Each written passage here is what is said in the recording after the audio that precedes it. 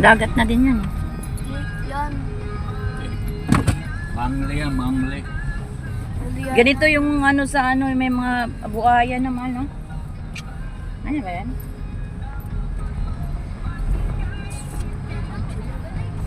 Malapit na tayo. Ang gawa ng asin dito. Ha? Ang gawaan ng asin.